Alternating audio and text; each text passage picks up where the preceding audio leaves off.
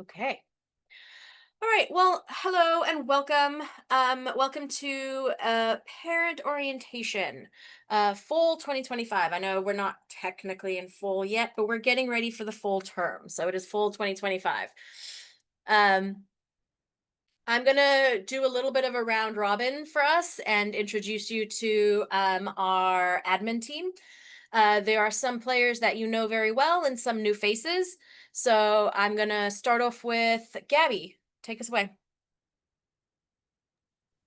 Hi, everybody. Not a new face to the team. Gabby, Director of Education. So you can go to me for all things academic. Um, and then I'll pitch it back to Jessica. All right. Hi, I'm Jessica Isakov, Director of Student Services. Have met with pretty much all of you in some capacity.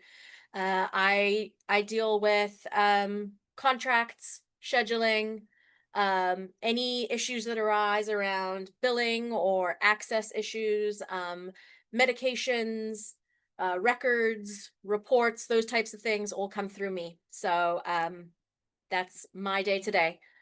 Sydney, off you go. So I'm Sydney. I'm the director of student life. So I manage all things like Homework Cafe, which I like to say is kind of the student hub at Fusion.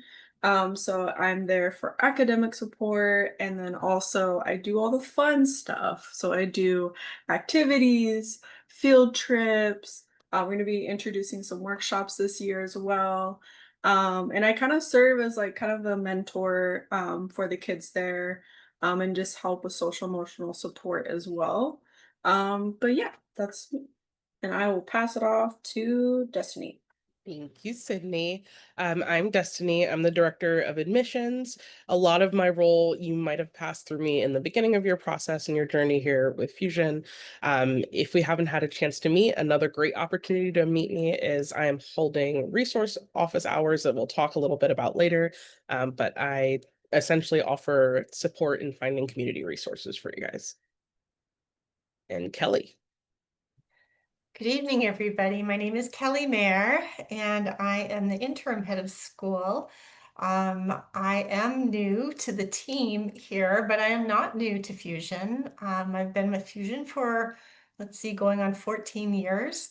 I started as a head of school in our Pasadena campus in Southern California, and I work with our education team across the country as we serve all of our schools across the country, and I'm very excited to be joining the Seattle team for the interim position as a support for families, working with all new students and parents who are starting with us, as well as all current families, supporting this administration team, as well as supporting our teachers and the overall campus operations. So I am pleased to be here. Looking forward to getting to know all of you and working with the entire Seattle team.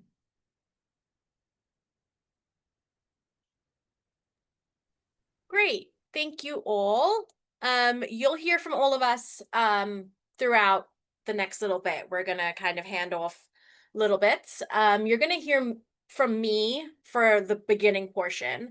I am coming to you with a lot of information right now, just reminders, tips, tricks, do's, don'ts, all the things that parents need to know as we're starting off the school year. For some of our returning families, this might be repetitive, but always good reminders. So for parent communication, um, some of the things that we are going to be expecting, right, when you're contacting the school, this is a little bit different to the way we've done it in the past, but I want to bring your attention to the fact that we are using the Seattle at fusionacademy.com web uh, email address for this coming year. So we love to receive communication via email. It is the preferred way of communicating with us. Obviously, calls are great. Um, Call us if you need to, but emails is the best way because then we have time to field that information. And we are using that Seattle at fusionacademy.com email address this year. So you can either, send an email to the entire admin team CCing all of us, or send it to that one spot and we should be able to get it. So whether it's attendance or a question or anything like that, going to that one email address will be the best way to reach all of us. So that's how you can get a hold of us, right? You can also feel free to call campus. The little bit of advice for you guys, if you're going to call campus, please do.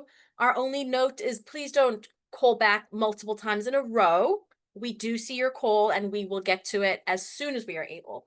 If you are able to leave a voicemail, great. The only reason we're not answering your call is because we are unable at that moment. And then some of the communication you will expect to get from us. Every day you're going to get summary charting from teachers. You're going to get an email in the evenings, and teachers are going to be going through what they're doing in class and what to look out for and how the class went. And you're going to get a summary of all the classes your student had that day. So you're going to get that every night. Some of the other things to look out for, you're going to get a monthly progress report telling you what grade your kid is currently at in their different classes that they're enrolled in. You're going to also get Campus Connects, which are our newsletters. Sydney sends out weekly homework cafes, homework cafe updates.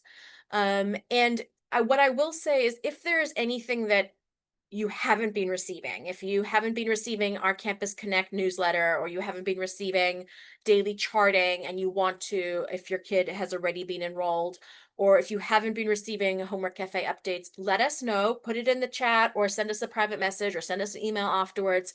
We need to make sure that you're just on the right lists of subscribers, okay? So just let us know if you aren't getting anything and you need to. All right, so that's what you're going to expect from us. A little bit, all right, a little bit of a reminder for everybody. Every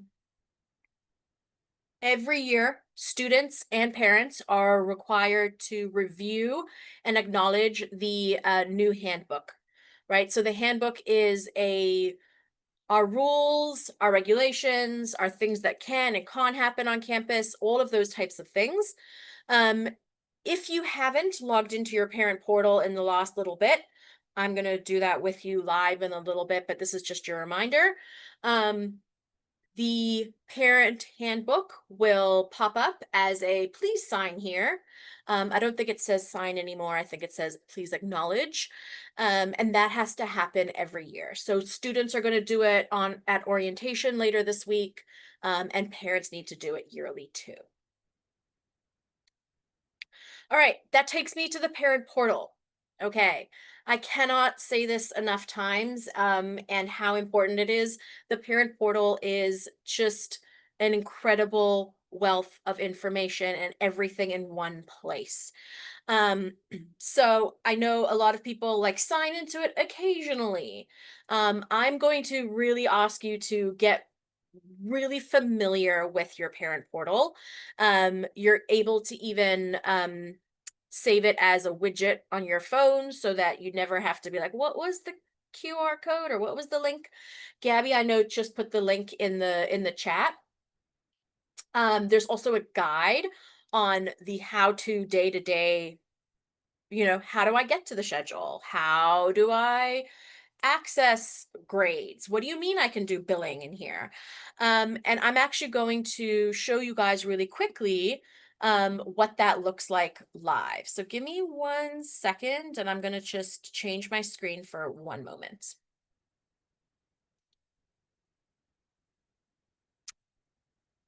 All right.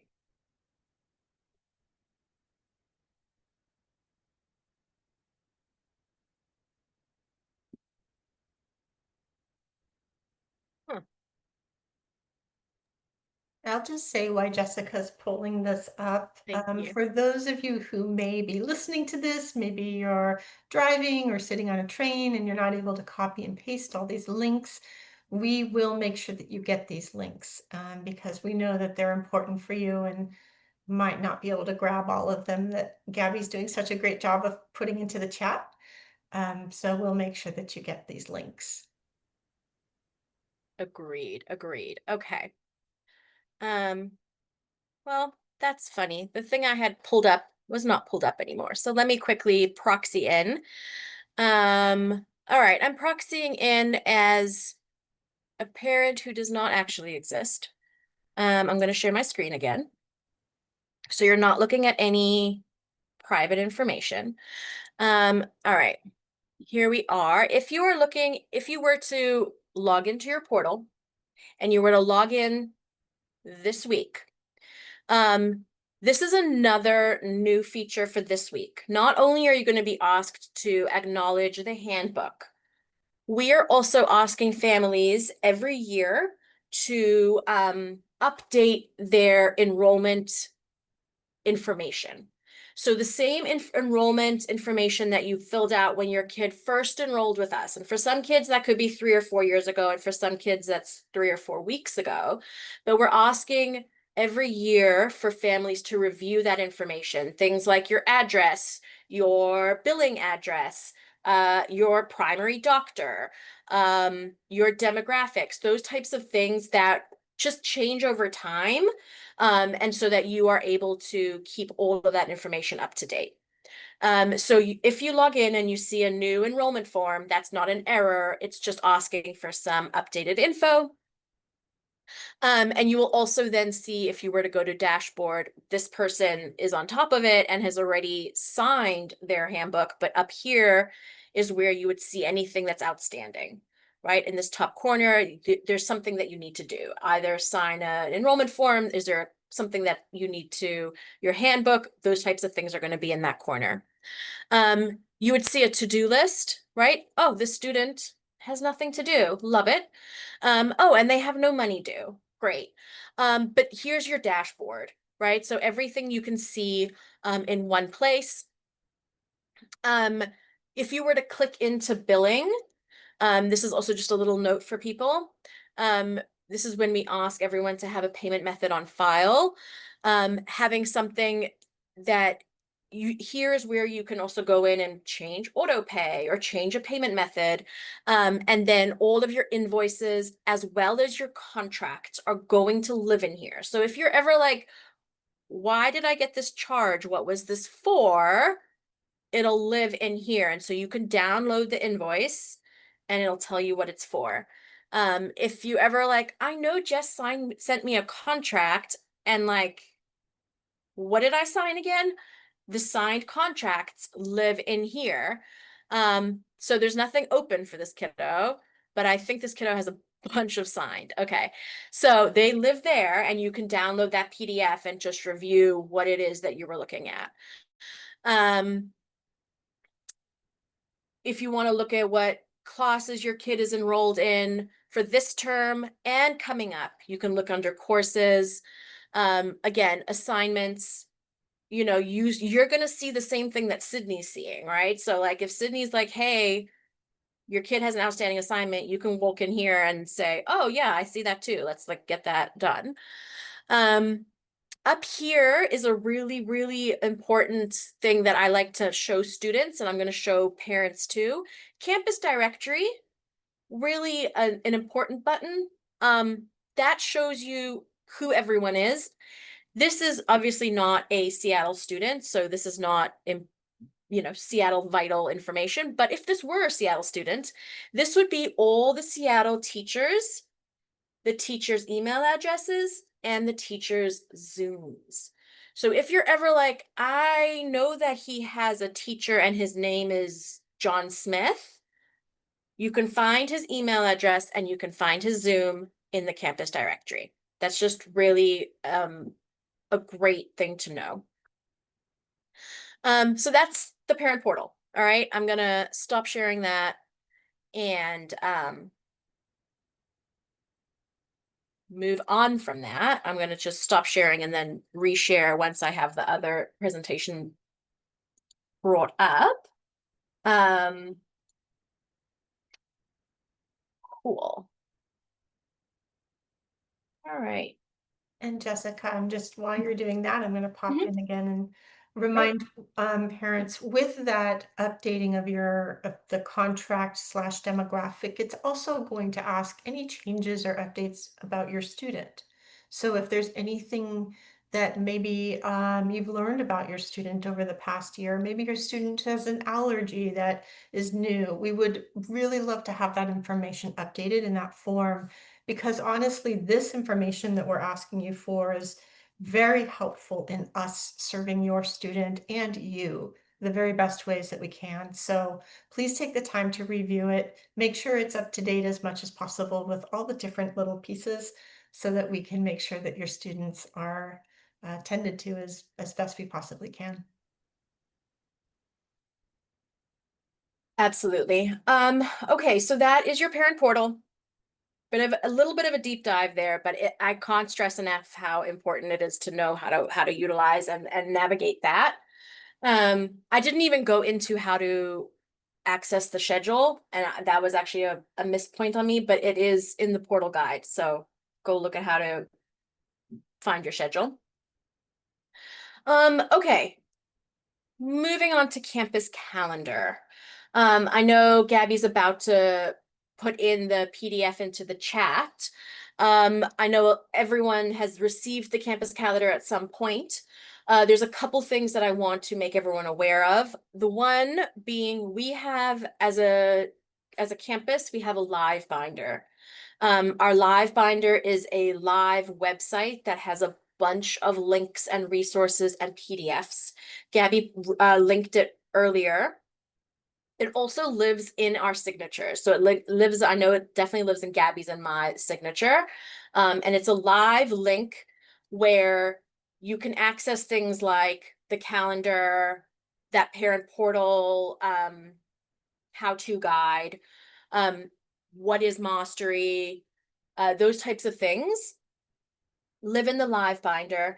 And so if you ever have a question and you're like, I don't know who to go to for this, or I don't know where to even start finding this information, maybe start in the live binder. So I would definitely bookmark that page. I also wanted to draw our attention to a couple things as we're looking at the campus calendar for the year. Couple things being, there are no classes happening this coming Thursday. If your kid is enrolled in a summer class, there are no classes happening on Thursday. We are doing teacher in service. And then Friday, this coming Friday, August 15th, is our student orientation. So I'm sure you got all of the RSVPs and reminders from Sydney about that. It is at 10 o'clock. It is on campus. We also have an opportunity for parent connection, which we're going to go into a little bit more detail about later. But that is also happening on campus on Friday. So highlight that, right? Student orientation on Friday, as well as a parent connection opportunity. Our first day of school is Monday, August 18th. That went quick. I know some of you are not, some students are not starting on the 18th, and that's fine, but our first official day is August 18th. We are closed on Labor Day. Please make note of that. No school on Monday, September 1st. And then here is another plug for Save the Date. We are doing a back to school barbecue on the late afternoon evening of September 18th.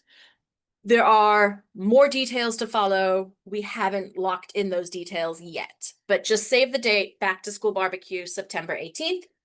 And then here's another thing just to, again, be aware of as you're looking at that calendar. We are having quite an early spring break this coming year, earlier than we have in the past. Usually we're having a spring break in the mid-April. We're having a spring break, I think, late March. So note that, please.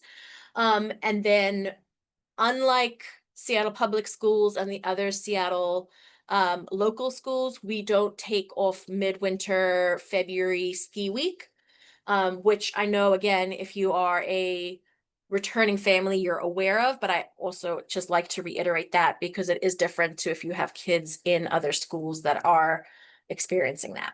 So just look at that calendar. I'm happy to talk to you about it too if there's something that clashes or we need to have a conversation. Cool. Moving on. Okay. Moving on to like the important, I need you to now pay attention. So we have a policy on campus where students are not allowed to administer or hold or keep their own medication at all. Whether it be an over-the-counter Tylenol or something that is a prescribed medication from a doctor. All types of medication have to be held on campus by an administrator. And we need to have a form filled out about it, and we need to then administer the medication to them. So this is my plug and my reminder and my, if your child needs to have medication on campus, there are forms that we can send you. Again, they are in the Live Finder, but we can send you those forms, whether it's a prescribed medication or an over-the-counter medication, so that you can get it signed off, and we have the authority to keep those on campus and give them as needed. Also, like Kelly mentioned, if there's anything that's changed around your child's medical plan, individual health plan, allergy plan, if there's something new, please let us know. We should be updating those records every year.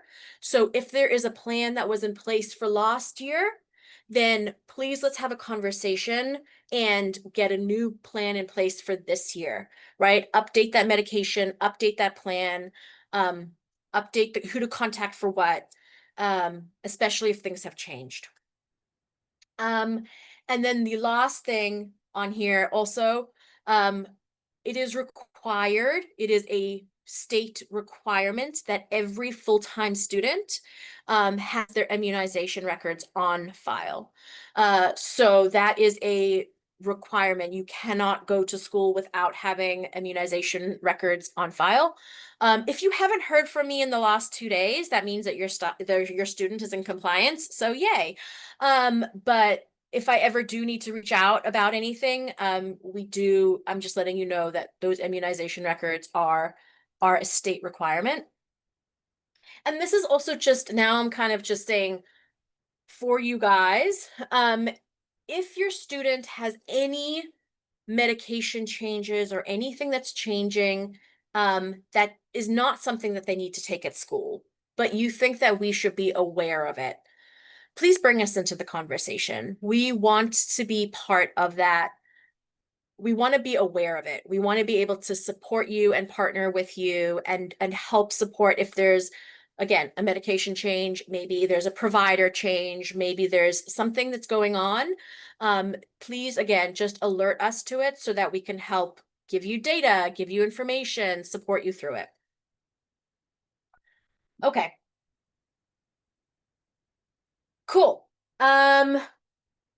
Student absences. So typically classes that are scheduled and that are on the schedule do not move, right? We don't have flexibility in our schedule. So they cannot be canceled, they cannot be rescheduled. There are some exceptions here, right? If there is a religious holiday, if there is a Fusion sponsored trip, if there is a PSAT, SAT or AP exam that we know of prior. Those are prior circumstances that we would be willing to work with you and move things around. In general, though, once we schedule classes, they are not moved. If your child is ill, the parent or guardian has to be the one to call the student out. And when I say call the student out, it could be an email, right? It doesn't have to literally be a phone call, but it has to come from the parent or guardian.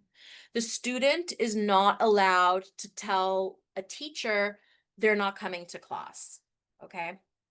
And then Another just reminder for returning families and just for new families also, we are requesting that if there is a need for moving from an in-person instruction to virtual instruction, for example, if your student falls ill, then we ask take a sick day. Okay, if your kid is sick, then they're in no way to, they're not in a by any means ready to be a virtual learner. Beyond that first day of illness, if they can be online, then we will set them up for virtual learning. So what we ask for is we ask for a day prior, we ask for the request to come through for virtual instruction. That gives our teachers the opportunity to pivot and change and move whatever they were going to be doing to a digital or to an online format. So again, if it can come in via email to that seattle@fusionacademy.com, great. If it needs to be a phone call, please make sure it goes to a voicemail so someone's able to pick it up.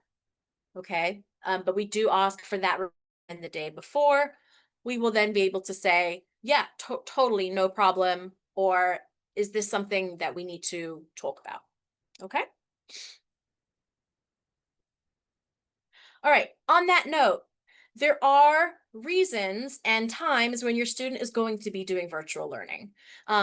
Potentially your kid is in a post-secondary class, right, with a virtual counselor, or they are taking a class that we don't offer in person. Maybe they're taking AP. Or there is a substitute needed and we are doing a virtual substitute. So during those instances when virtual learning is happening, we just want to make sure that your student is being set up for success in the virtual environment. So these are just some reminders. Classes need to happen on a computer. No phones, right? Barely even a tablet. Computer, ideal. They need to be in a quiet, non-distractible room. Cameras need to be working. Microphones need to be working, preferably alone, right? The less siblings and parents and all of those things that happen in, in the home situation, the better. So that is the reminder for how virtual classes should be happening. Okay, and yeah, so I'm just going over this again. Yes, and again, working internet connection. I know sometimes there's like storms and things happen, and there are instances when things are not perfect, but in general, let's make sure that if your kid is going to always, have a virtual class on a Wednesday, that they have a space and an internet connection that is stable. All right. I'm going to, whoa, that was a lot of talking from me. I'm going to give it over to Kelly, and Kelly's gonna take it from here. All right, thank you. So, yeah, we just want to make sure that everybody is on the same page with expectations. And, we do this because we want students to have a good time when they're on campus. We want everybody to feel safe. And so we just want to make sure, as a reminder, that as parents, you also know what our house rules are. So students will be respectful towards staff and other students, regardless of the age, gender orientation, disability, religion, sexual orientation, race, personal beliefs, or other opinions. Students will be compassionate towards each other at all times, willing to engage in open and honest communication, and willing to be active participants in their own lives. These are really helpful for us to reiterate with students their life skills, right? These are things that we want them to learn while they're at Fusion or to practice while they're at Fusion. So we don't have a lot of requirements, but these are things that we do expect of our students. And a lot of things fall under the umbrella of these things around, open and honest conversation and be participants in their own lives. So there's a lot of things that can roll up under these. But we also want to make it really clear that what students should not be doing. So, again, regarding their safety and making good choices, they should not bring, buy, sell, trade, possess, or use drugs or alcohol while on campus. Vaping and smoking, as well as the tools or products that are used for vaping and smoking, are not prohibited or permitted. They should not come to school under the influence of alcohol or any non-prescribed drug. They should not put themselves in and others in the way of physical or emotional harm. Possess, use, or distribute a weapon of any kind within 1,000 feet of the campus, or transport or possess any school at any school-sponsored event. They should not organize, promote, or engage in the activity of hazing or bullying, that's in person or cyber or otherwise. They should not communicate willful and malicious false information to public safety departments, or willfully withhold knowledge of any of the above information from any of the school staff members, including teachers, including the administrators. So we just really want to make sure as parents that you're familiar with these, because students will be given this information as well at the orientation, and it's also in the student handbook. And every student, we understand, is in a learning process, but we definitely want to make sure every student is also safe at the school. All right, let's move on. And that being said, we really do pay attention to bullying and bullying prevention. We have an intervention plan, and this is also in the handbook. It's also on our website. And if students are feeling like they're being bullied or have witnessed it, and they may want to, they may not feel inclined to come directly to somebody and report it, they can definitely access the Safe to Speak Up app to report it. We would want them to come directly to us, but we also understand that can be challenging and they would like to do this anonymously. So we definitely want to respect that as well, and encourage that if there's ever anything that they see or encounter, that it is reported so that we can address it right away. It's that important. It really is. We also have a Crisis Go network, which is there at the bottom of the screen there. It's a website that can also be used.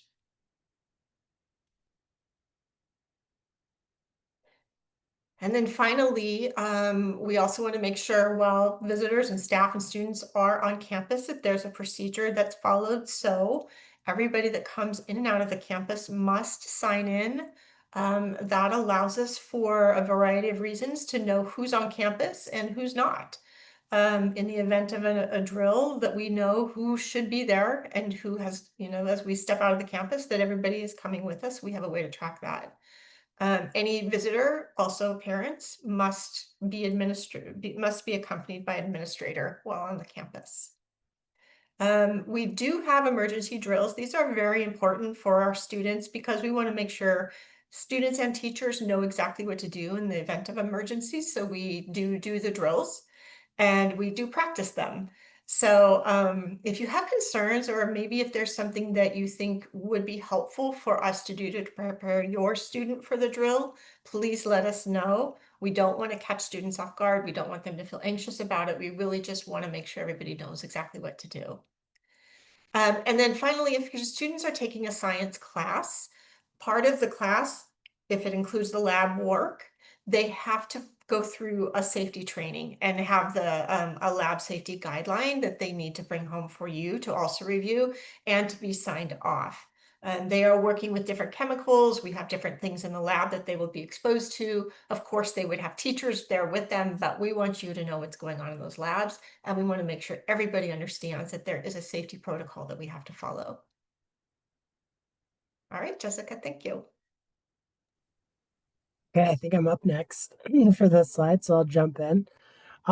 So these two things actually work concurrently together, which is why they're on the same slide. So when we talk about mastery, our mastery learning model Most of the time, if students are needing mastery, it's for one of two reasons, which is attendance based or content based. Most of the mastery that comes in is actually attendance based because we have to meet that minimum seat time requirement for the course. And if you ever have questions about that or where students are at, please feel free to reach out to me or any of the members on the admin team. We can totally help, sort that out and where students are at. And then sometimes content. So content can be related for a number of factors, and it could be related to like pacing, where students need to take some more extra time to go over a few things. The teachers are generally pretty good about charting this. So if you're paying attention to those messages you're getting each evening, they will message about like, hey, we're running a little bit behind pace. And that doesn't mean that mastery is going to happen. We're constantly, and I'm always coaching the teachers on trying everything we can to fit all that content in to reduce. And if we end up needing some of that, if you want to have clarification or you want to understand what's going on, please feel free to reach out. With that said, one of the things we also do when homework isn't coming in or mastery is needed, we will also start to assign extended homework cafe. So extended homework cafe can happen. We generally run it on Fridays from 8:30 to 12:30, and it can be other times too. So if that time for that week where it's scheduled isn't working for you, you can reach out to myself or Sydney, our director of student life, and we can actually work out another time for y'all to connect for that extended homework cafe time. And that is mastery is at an additional charge. Extended homework cafe is built in. You can come to as many of those as you want. And if a student wants to self-assign on a Friday, we can handle that too. The one ask we have is just you let us know ahead of time that a student's planning to come. And we can totally make sure they catch up on their to-do list and do some fun things in the homework cafe on a Friday. All right, next slide. So this next one, I'm going to talk about the types of assessments that we do that are outside of the norm of the unit assessments and the course assessments that are happening in the classroom. So MAP and MindPrint assessments, and many of you on this call I've met with and talked with about these assessments. So they're administered when students first come in and then again in the spring. So each year we assess again in the spring, and this actually helps us evaluate our academic programming here. So, and it also is a really good indicator of what's happening throughout the year. And I'm often just really excited to talk about the results after a year at Fusion because they're often really amazing. And with that said, the process with both of these tests is once they take about a day for the results to come back.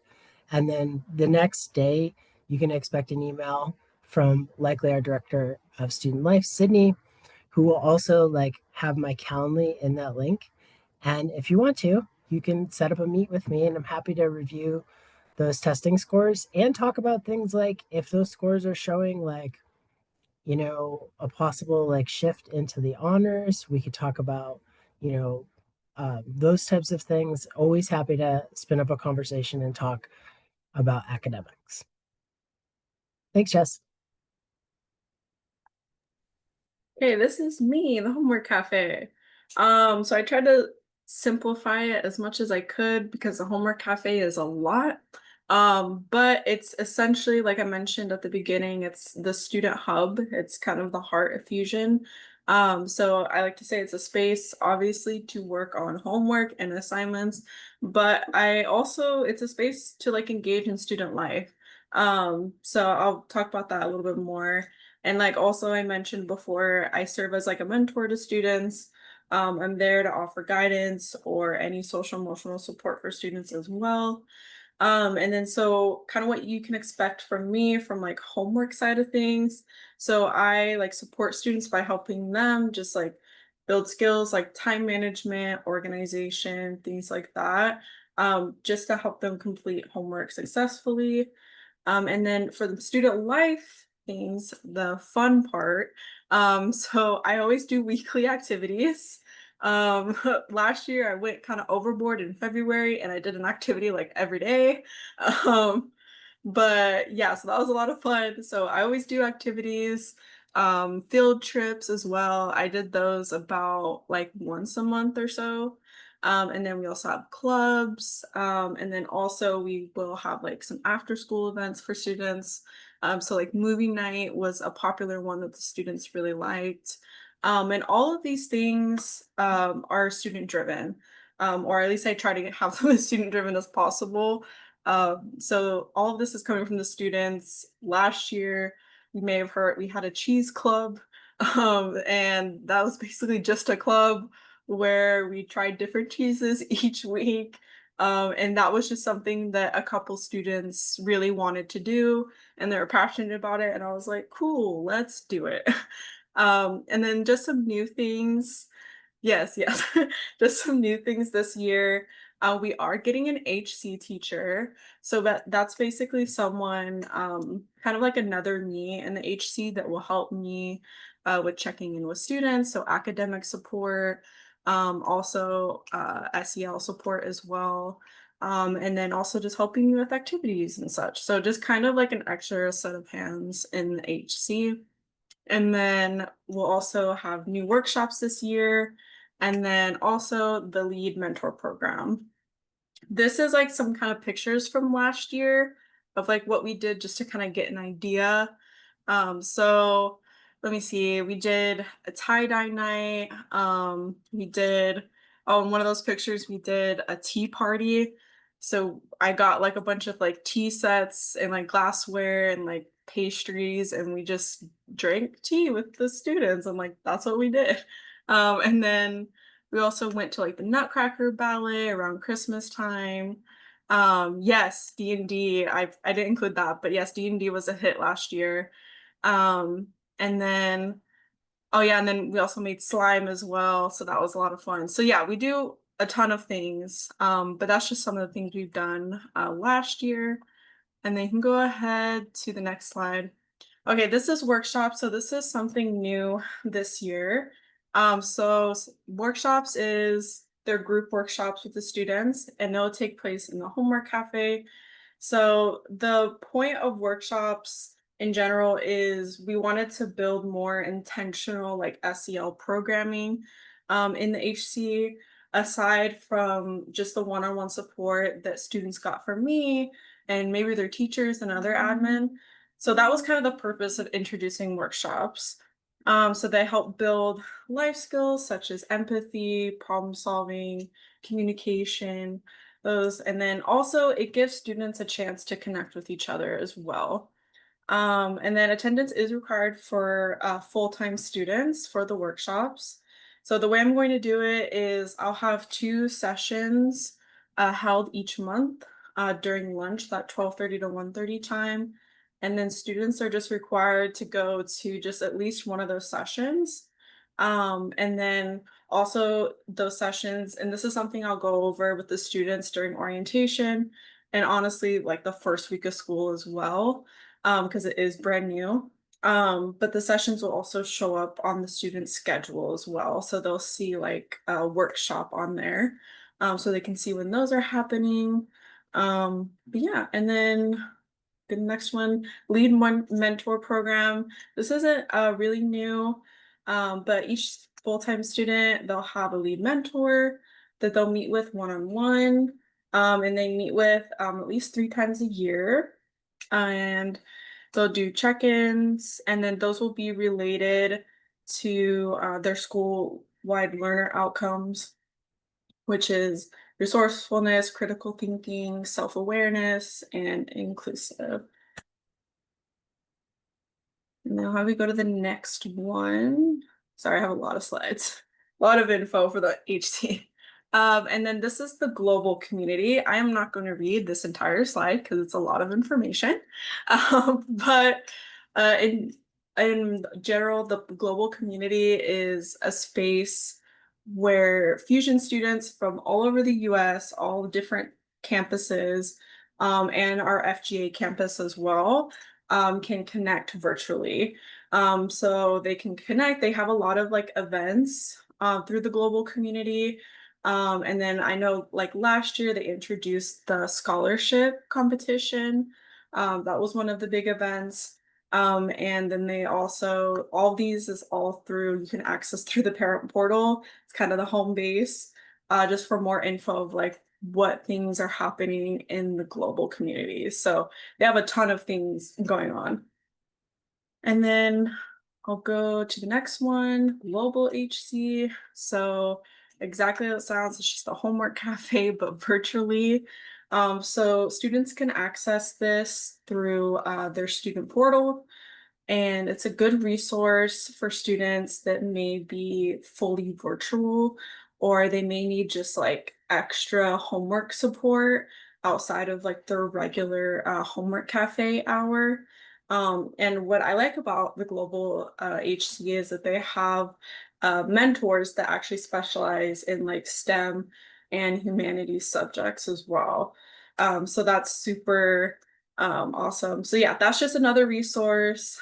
Even if it's just like, if maybe your student is like really stuck on like a math question, and they just can't figure it out, and you know, they're not in their regular HC, they can hop on to the Global Homework Cafe and connect with someone on there as well, and they can help them through there.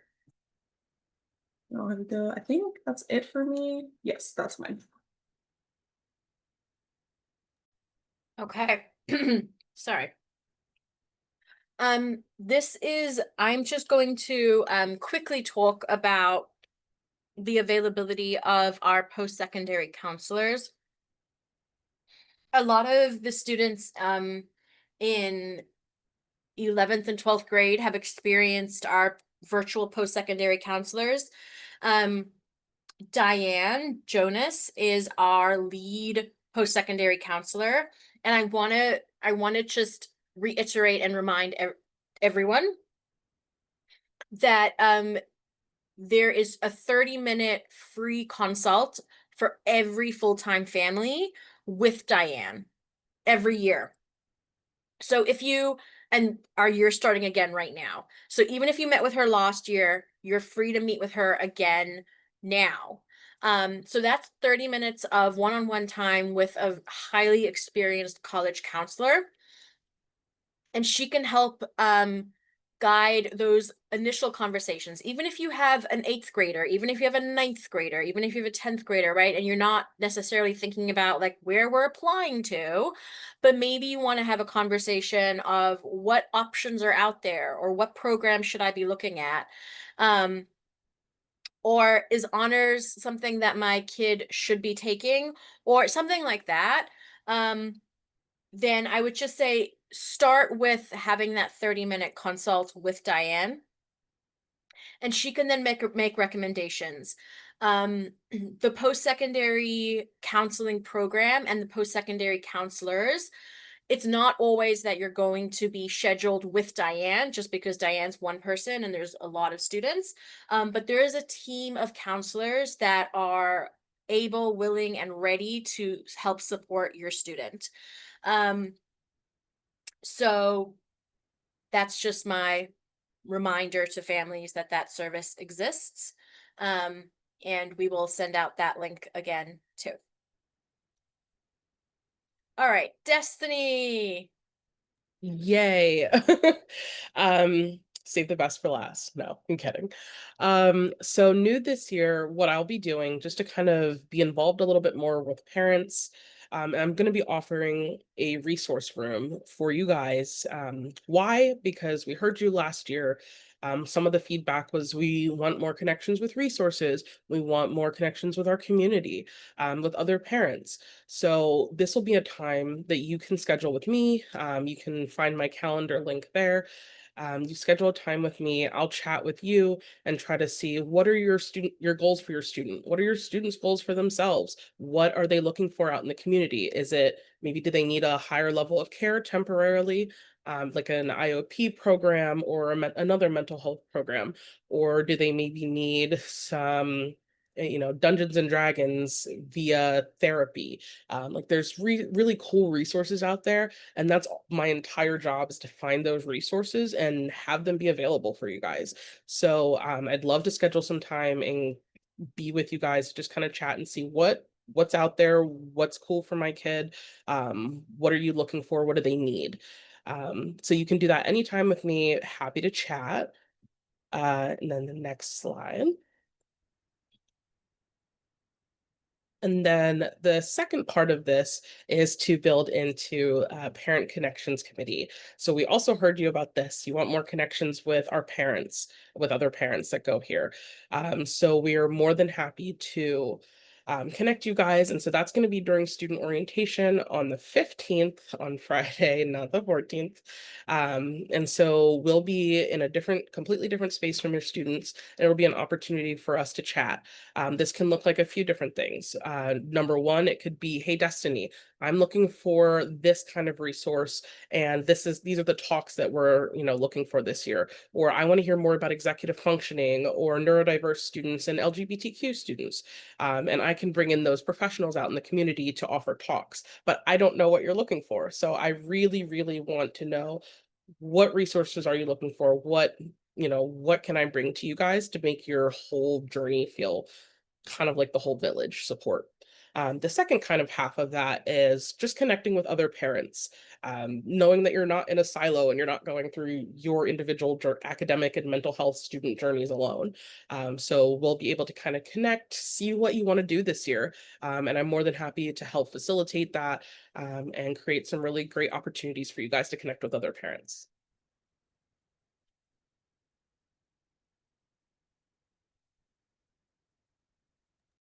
Okay, deep breath, everybody. We feel like we gave you a lot of information. And so thank you for hanging in there with us for this past hour, but we also want to make sure and answer any questions you might have. I am also going to stop recording just because I feel like the bulk of this, I don't think questions need to be recorded.